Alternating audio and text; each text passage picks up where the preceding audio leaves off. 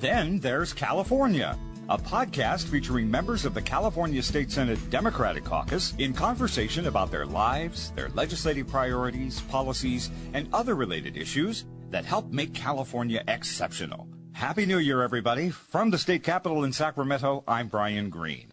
Just a little more than 100 years ago, in 1911, California voters overwhelmingly approved a ballot measure creating a state constitutional amendment, Article 11, allowing those same California voters to recall and remove from office elected officials and state Supreme Court justices. The notion of a recall was popularly introduced at the time as a needed check against the political influence of early 20th century railroad interests. Since 1913, there have been more than 150 recall attempts of state and local elected officials in California. The high-profile election that thrust Arnold Schwarzenegger into power in 2003 was the first time that many Californians, or even many Americans for that matter, had ever heard of a recall. And then there was 2021's unsuccessful recall attempt against California Governor Gavin Newsom. Well, depending on which impassioned California voter or political partisan or civics professor or constitutional expert you talk to, recall elections are, by nature, a controversial flashpoint. A state poll right after last fall's recall election found that 78% of likely voters believe California's recall process is in need of changes, and both the state Senate and Assembly elections committees have already held hearings since the recall to discuss possible reforms. On this edition of Then There's California, we'll talk to the chairman of the California State Senate Elections Committee about what the legislature can or should do to reform the state's recall process, and the fine line lawmakers must walk in both examining it or attempting to change it. Senator Steve Glazer represents California's 7th Senate District, which includes most of Contra Costa County and eastern portions of Alameda County in the East Bay. Senator Glazer was a longtime political strategist and press secretary, including for Gray Davis, when Davis was an assembly member back in the 1980s before he became governor. He did press for former California Chief Justice Rose Byrd, former State Senate Leader David Roberti, and most especially to note is the longtime advisor and mentor-mentee relationship he has had for most of his adult life with former Governor Jerry Brown. Senator Glazer also served in local government as a council member and mayor of the town of Orinda, where he currently lives in the 7th District. He was elected to the state Senate in 2015, and as mentioned, he now serves as the chair of the Senate Committee on Elections. This is Senator Glazer's first time with us here on Then There's California. Senator Glazer, welcome. Thank you. Good to be a part of this conversation. Glad to have you. Happy New Year. How has your struggle into 2022 been along with the rest of us? I don't think they're different than most people out there. We canceled our holiday plans for our children and our extended family and kind of hunkered down and enjoyed each other's company. But we had a quieter holiday and New Year's. Has it been an atypically quiet start of session here this week as we speak in early January? Well, I think that's to be determined. There's so much going on in our state, so many issues before the legislature. So one day does not indicate our future, but I know we're going to have a busy month. And we have a lot of work to do, so I'm looking forward to it. And as a prerequisite to a busy year, you have had this unique, if you'll allow me to say, Zelig-like career that has put you in some very extraordinary places at some very extraordinary times in the latter part of last century and now into this century. I'm making you sound ancient, but I mean, just how many years has it been just in your career? And I know politics and leadership has always been of interest to you, even as early as college, and you've run a lot of candidate and political campaigns, but really at heart, you were a comms guy from the start, right? I was. It was something that I'd always been interested in, and it was a part of any leader's life is how you communicate, and so it was an area that I learned to understand, enjoy, and then be actively more involved in press and communications. In your career, you have served at the side of some noteworthy California political figures, including Gray Davis, who was an assemblyman before he served as controller and then as governor, and for Chief Justice Rose Byrd during her controversies with the death penalty back in the 80s. and then with Governor Brown for many years. And that's a relationship I want to focus on briefly because you've known Jerry Brown for more than 4 decades, through all of his governorships, through his runs for higher office over the years. You worked with his sister Kathleen. You're practically part of the Brown family. You may feel that way. You met Jerry Brown in college, right, back in the late 70s? I did. I volunteered for his campaign for re-election in 1978. He didn't know me, and I didn't know him. But after that, I ended up coming back and working for his political committee and ended up being the deputy campaign manager for his campaign for the United States Senate in 1982. By the way, I'm pretty young. I just had a lot of decades, but I feel pretty young and energetic. It I was using like the word centuries. I didn't come in with a cane. Yeah. But yeah, no, I've had a great career. Lucky to work with so many wonderful people. With Jerry Brown, I came in and out of his political career. I wasn't a part of his life for much of that. 40 years, he was doing just great without me. But I enjoyed the relationship very much, as well as with his sister Kathleen, as you mentioned. And I've been privileged to be able to be a part of those engagements and to be helpful as I was able to be. But he's been a great California leader. Certainly will go in the history books as one of our greatest leaders, and I was privileged to be a part of his administration at different points. That's great. Apropos of nothing here, but I saw this somewhere and I thought I'd bring it up. There is an old quote from Oscar Wilde that you have referenced a few times in your career at different points. Always forgive your enemies. Nothing annoys them so much. What about that quote is it that you respond to? Is it the act of forgiveness, the art of annoyance? What is it about that quote? Well, politics is a pretty rough and tumble place. Yes. And if you collected up all your enemies, you wouldn't have any friends tomorrow. It's a tough place to do your work. So I think forgiveness is an important part of our life, and understanding and tolerance and civility. And these are principles that I try to practice as well as one can, especially in the toughness of politics that I'm in the middle of. As a senator, you have been the chair of several policy committees. You've authored legislation related to uplifting college students as a former proud CSU alumnus yourself. You've authored bills to help small business. You've co-authored legislation to ban the sale of flavored tobacco. And actually, in your career, you've even advocated on behalf of some timely gun safety measures, including work that you did as press secretary to one of your former bosses, the former Senate Pro Tem David Roberti. Yeah, all those things have been important elements of policy that I've worked on and have enjoyed and appreciated. I think that those are markers in my career that you've mentioned some, and it's why I'm still doing this work, because I think there's a lot of important things to do, and you mentioned a number of them. I was shocked to learn about the incident that happened to you in 2003 when you were shot in the neck by a high-powered pellet rifle while driving with your family. That incident could have killed you. I mean, it could have paralyzed you. You survived. Can you talk about that? How has that informed your work and your life in the decades since? Well, I mean, we all have scars in our life, so this happened to be a little more physical scar in my neck. Right. But all these things, the experiences in life, if you survive, you try to learn from them and grow from them and hope that it brings some understanding. So certainly getting shot did that.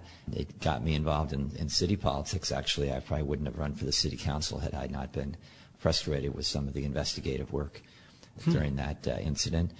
And that's why I ended up, for the first time since college, putting my name in the hat for elective office. So, you know, from one door closes, another opens up. But I think what stands out for me is not so much the incident, ugly, dangerous, and the rest, but just that in hindsight, Brian, maybe that's what it really is. Sure. That it's trying to provide perspective to your life, to the work that we do, and that for me is just another scar, and in this case, a good scar that helps me in living every day as well as I can. Thank you for sharing that. I appreciate it. Let's talk about recall. Your past experience and accomplishment in government and politics and campaigns as a gubernatorial advisor, and your current purview as chair of the Senate Elections Committee sort of puts you in this perfect spot to have this discussion.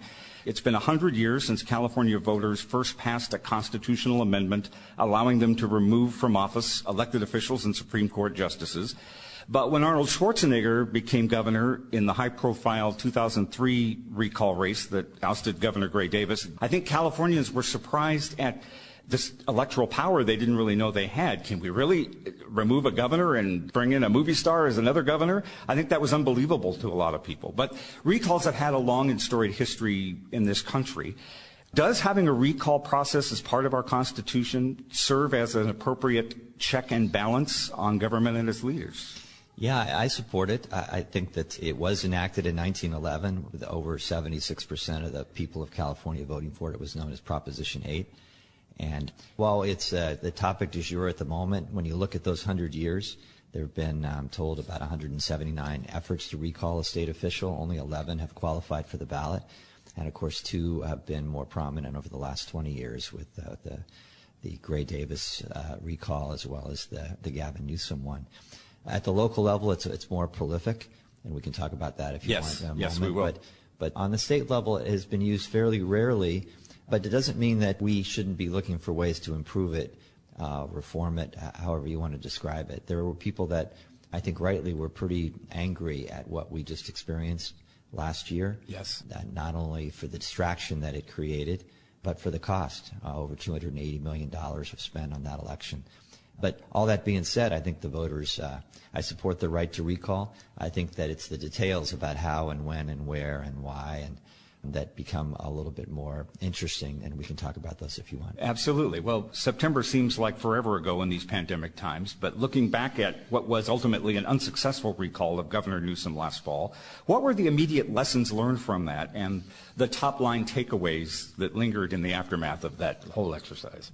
Well, in California, and keep in mind, most states in America don't have the ability to recall a state official, but for many, it felt like it was just all about politics. It wasn't about malfeasance in office. It wasn't that he had done something illegal, committed a crime. It was all of it was in a political context. They were unhappy with decisions that he had made, and certainly any elected leader is going to make people unhappy if they're making decisions. That's just a part of the nature of the job.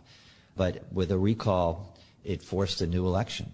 It forced a freezing of a lot of activities, constructive activities in the state, and a very expensive election. And at the end of the day, the results were the same as when he was originally elected. High turnout, but the recall was rejected by over 60%.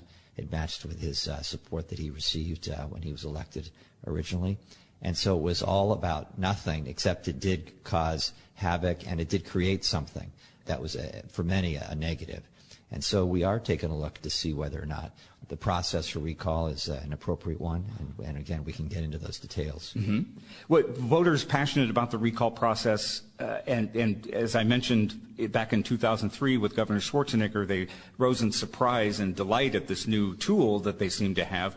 And now they look at this last recall, and of course we've seen the recalls that are propping up even on the local level here in the state, as this powerful weapon in their ability to boot office holders out of office.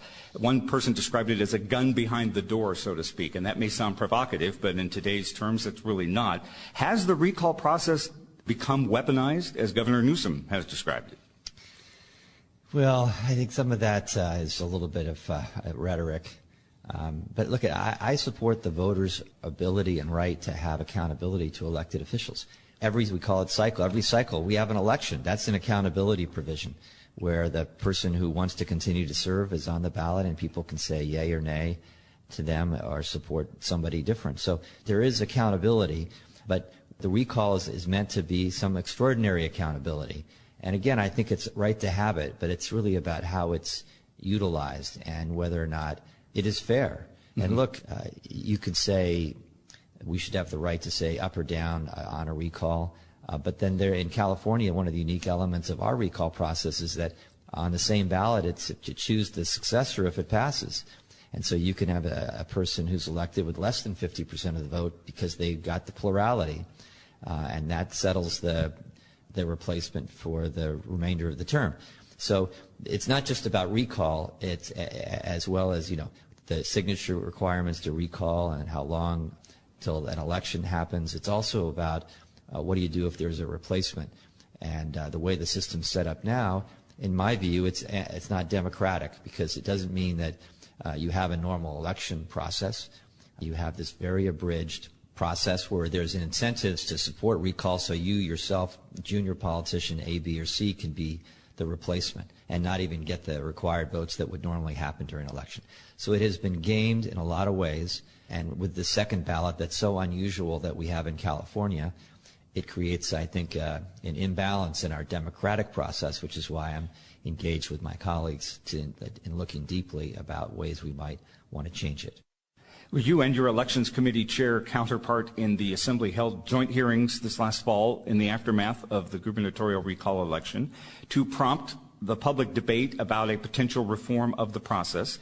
Initial reviews of those hearings pointed to many ideas being brought forth, and we'll continue to talk about some of those, but little consensus on those ideas, at least to date. Is that an accurate description? Well, the hearings that we held weren't an attempt to try to create consensus. They were an attempt to bring smarter people than me and into the room to share their thoughts about what was working and what was not. And those hearings were conducted in a way to promote bipartisanship, where we had Republicans and Democrats in declined estates, professors, former elected state leaders, and others come in and share their expertise and insight. So I think they accomplished what my counterpart in the Assembly and I wanted, which was to have an open public forum, transparent, and hear people's thoughts about what's working and what's not. And keep this in mind, and as we talk about this recall reform or not, it's easily lost. Any proposal put forward by the legislature is only that, a proposal that's put forward to the voters of California. Right. The voters are the ones who put the recall process that we follow today in place, and it will be the voters who will accept or reject any change in that process.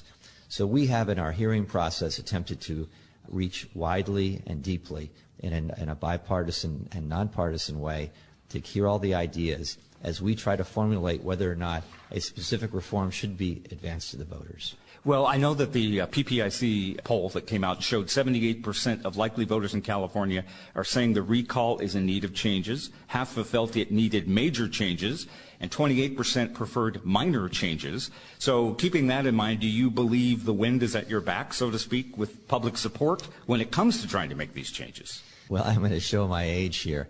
I've been in political life for a while, and I've learned that the flavor of the month is not necessarily the flavor of the year or of next year. So we'll see. We'll see. I think our job is to come up with thoughtful suggestions that could be forwarded to the ballot for the voters to decide. Do they think they're going to be as hot-minded as they have been because if we just experienced the recall this past few months? That's to be seen.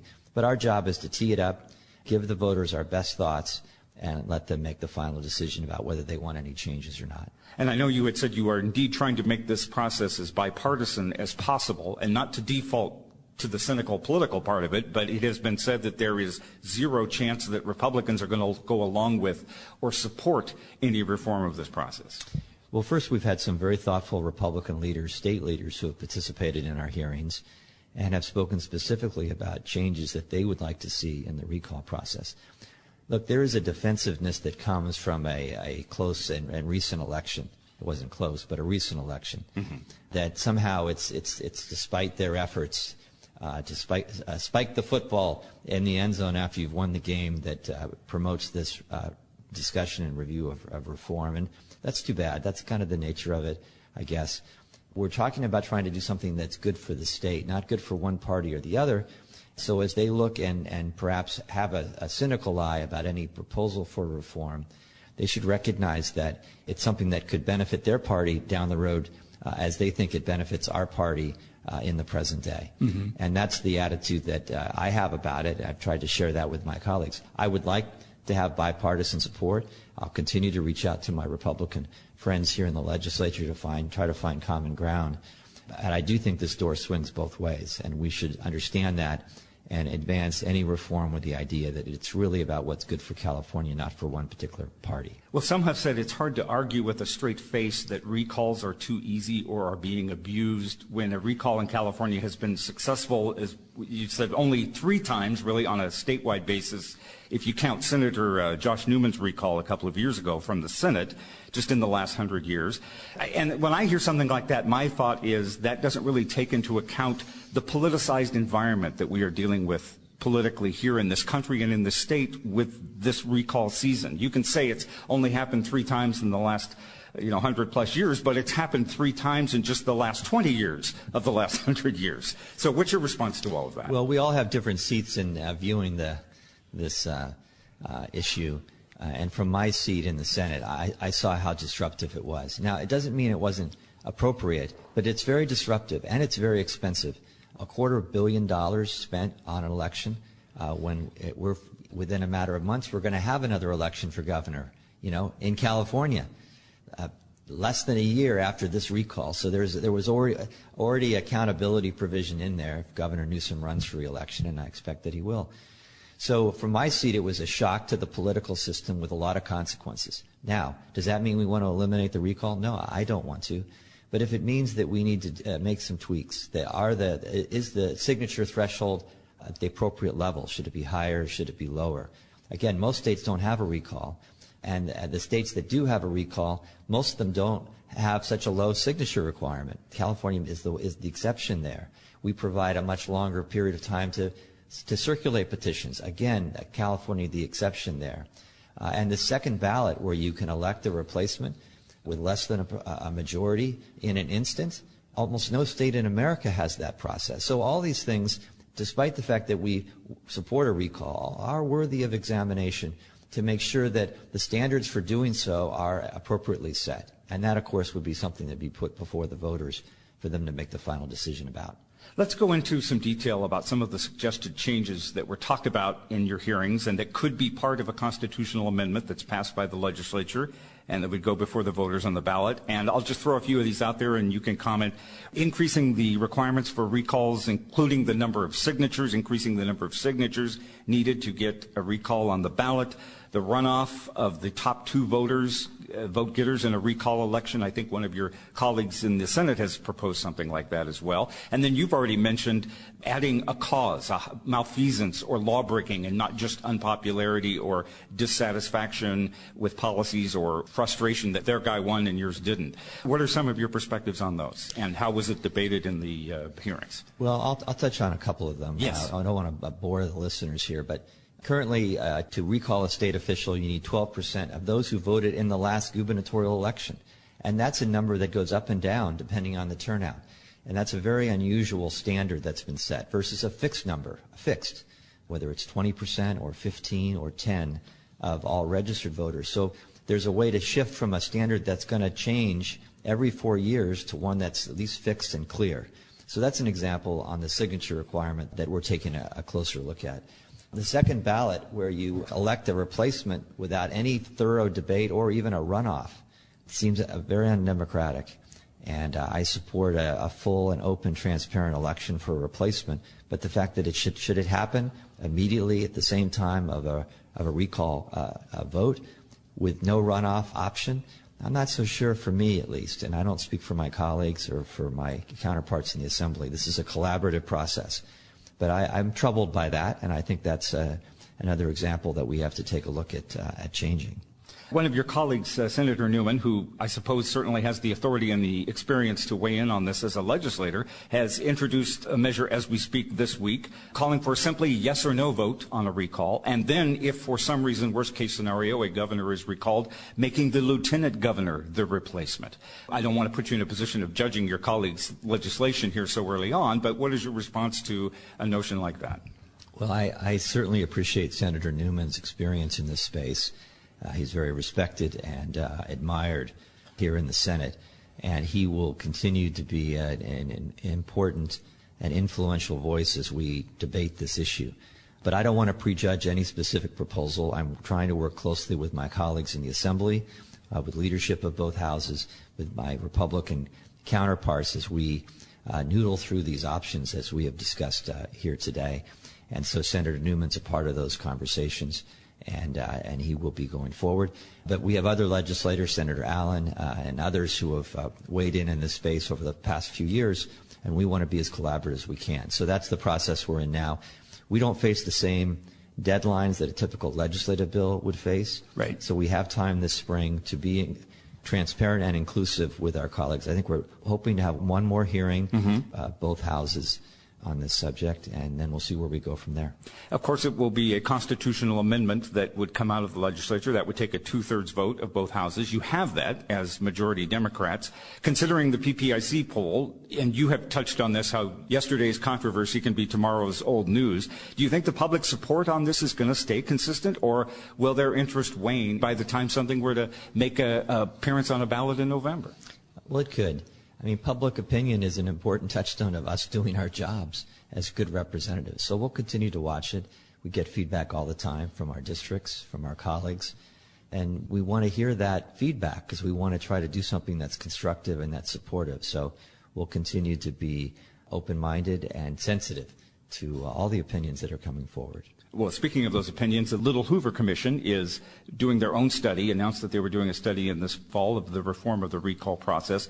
Will the commission's work likely embellish or inform the work of your committees? Are you sort of at a point at this, like any advice, any input we can get, we'll take? No, of course. And the Little Hoover Commission does a great job. And it's an independent body with very experienced, thoughtful people from the community and from our state involved in looking at important issues like this. And so their input is appreciated. The Secretary of State Weber, also has brought together some thoughtful people to help advise her and to advise us. And we've had conversations with her. She participated in our first hearing. And we know that she wants to be involved in these discussions and must be involved. And so we look forward to collaborating with her and many others as we work through this issue as heading into a potential election. But we're not trying to rush things. There's a lot of sound and fury after an election, and that's understandable. But we want to do our most thoughtful work in this space, recognizing the importance and also recognizing how our decision, our opinions really only matter so much because it's ultimately up to the voters. Well, Secretary of State Shirley Weber has said that there has been a proliferation of recall petitions that have come up just in this last year, seasoned, if you will, by last year's gubernatorial recall. And some actually are qualifying for the ballot, particularly at the local level. There's several recalls that are on the ballot or being considered. You have said that you don't want to remove the recall process that California voters have as a tool, but do we really want this to become the norm about adjudicating our support or opposition of elected officials? Well, it is true that recall process is actually much more prolific at the local level. Over the last 30 years, there have been about an average of 13 recalls a year on the local level, although in recent years it's kind of lowered to about 7 recalls a year the last 6 or 7 years. But we have seen this past year a spike in activity. There are many more active recall efforts going on now than we've seen in quite a while, but we don't know how many of those are actually going to appear on the ballot, or let alone be successful. And that's another touchstone that we'll be watching. So we have 2 elements here. We have the state recall process, right, and we have the local recall process. We're looking at both, and we're getting as current data as we can about what's happening out there on the local level to see whether or not we might want to make some changes there as well. One columnist in the aftermath of the recall said that the recall election against the governor was a bargain, that the $200+ million cost was less than $6, $7, $8 per Californian. It was a drop in the bucket for the state.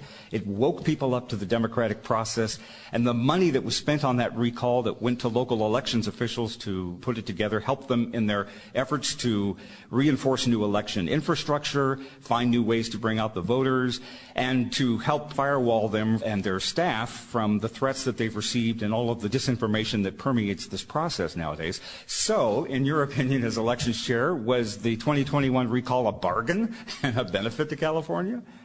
Well, I think it was a political enterprise that was trying to revisit an election that they had lost. So, look, I don't necessarily, I'm not completely disagreeing with some of the sentiments of that quote because, look, democracy is not free.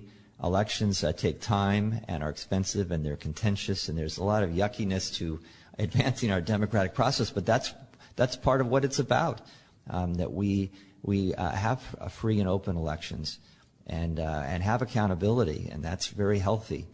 And so I have my point of view about why this particular recall was not a healthy one, but in general terms, elections are the fundamental foundation of our democracy, and it's really important. In fact, as you look at things that are happening in our country, where some have raised doubts about the honesty and legitimacy of our election process.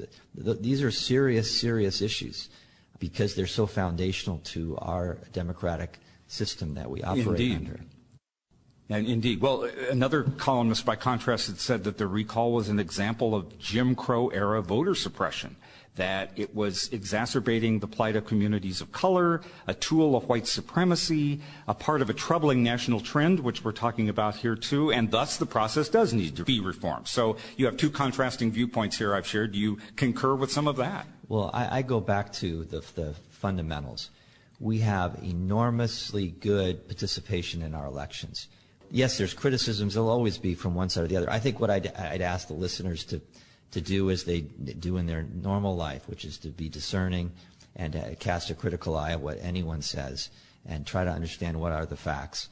But the idea that the integrity of the election process has been called into question is, without any facts, is a really serious concern of mine and many others who recognize that there are boundaries that we want to follow in our rhetoric, our political rhetoric, but to undermine our democratic institutions is a crossing of a boundary, and it's a very serious one. And I don't ignore it. In fact, it's very distressing to me as a senator and as the chair of the Elections Committee. So I would ask the listeners to be very discerning in what they hear and understand that if there's a criticism that somehow things aren't being done fairly or with integrity or with honesty, then please call my office immediately, because those are things we care deeply about. And I know our elections officials around the state, most of them completely nonpartisan and professional, would agree with. We want these elections to be done accurately and well and fairly and transparently. So that's our mission as leaders of our democracy, to make sure that is the case. So that kind of criticism really hurts, certainly when it's not backed up by any facts. Sure. Well, your wise and judicious words here are giving me great entree to, before we wrap, use your lens as the chair of the Senate Elections Committee to pivot to the discussion of the events at the U.S. Capitol. What was a year ago this week, on January 6th of 2021, was one of those where were you when kind of moments for all of us here as Americans. What was your reaction as the events unfolded? I certainly was shocked by it all. It was hard to believe that it was really happening. And so the emotions run the gamut of anger, sadness, worry. It's not something to be dismissed. I only want to encourage all the investigative authorities of our state and our country to be sure there's accountability for what happened there. It was not a small thing. It was a very serious thing. And all involved should be held account for their behavior on that day. And I hope that when we talk about memory and political memory, I hope that it's indelible in terms of how we view our leadership in our state and nation, to be sure that as you decide whether there should be accountability and who you want to be leaders of our state and our country, that you keep in mind those troubling events, those very serious events of January 6th. The New York Times editorial that came out here just in the new year said that really every day now is January 6th, that a lot of historians are trying to dispel the belief of many Americans that, as horrifying as that event was, and this touches on to some degree what you've already said, it's now in the past and that we can move on. And in some ways, on the surface, we have achieved that. Things seem to be into a normal routine versus the last 4 years. But really, it's not the past. So do you see that really this is an existential threat to our democracy? Well, our job is to advance truth and justice. And a part of justice is accountability for when mistakes have happened, small mistakes and big mistakes. And so this is an accountability moment for our democracy, for our Constitution. And it should not be quickly dismissed. And I think that for all of us who want accountability, it's to take seriously the act and to be sure that those responsible for it are held to account for their engagement, small or large. And that's what I expect and hope from our leaders as we go forward. January 6th was a most serious attack on our Constitution that we have ever experienced since maybe the Civil War. So I hope that we will advance that accountability so that our system of justice is one that has respect and stability. Wrapping this up on a positive note, in contrast to a lot of the efforts nationwide and in other states to oppress voter participation, to stymie the vote, the 2020 election was actually a real success here in California. We greatly increased voter turnout, more opportunity and flexibility for Californians to register to vote and actually to vote. California is an example of the right way to exercise democracy, and in our own little California way, perhaps a firewall against what's happening nationwide and in other states. So as elections chair here in the Senate, do you see California repeating that exercise in healthy democracy in 2022 and 2024?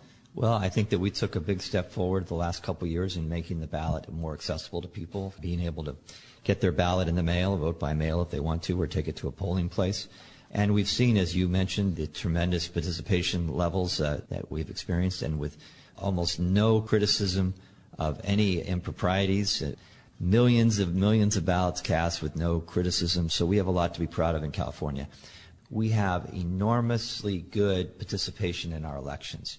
We have the highest registration level, I believe, in California history of our citizens registering to vote. And the elections have been conducted extraordinarily well by our election officials at the local and at the state level. It's a lot to be proud of. It's foundational to who we are as a democratic institution. But notwithstanding that, we are part of a country. We look to what's happening in other states and see the troubling efforts to suppress the vote and to interfere in the nonpartisan conduct of elections. So all those things worry me, and I know others, irrespective of the fact that here in California we've been doing better than ever in honest elections with full participation. Thank you for your honesty and frankness in this conversation. I really appreciate you discussing these issues of recall and democracy here in California and the rest of the country. Great to have you on this podcast. Hope we can do it again before too long here in the year. Thank you for joining us here on Then There's California. Thank you, Brian. I appreciate the conversation, and appreciate those who are listening that want to stay more informed about our work. State Senator Steve Glazer of California's 7th Senate District. He is the chair of the Senate Elections Committee. And that brings us to a close of this edition of Then There's California. We are a production of the California State Senate Democratic Caucus with technical assistance and production support from Martin Ashley, Bob Brulty, Brian Shadden, Rainier Sabiniano, Gunshan Patel, John Roman, McLeana Woods, Lisa Murphy, and the graphic artistry of Tim Davis. On behalf of State Senator Steve Glazer, I am Brian Green at the State Capitol in Sacramento. Happy New Year, everyone, and thanks for listening to Then There's California.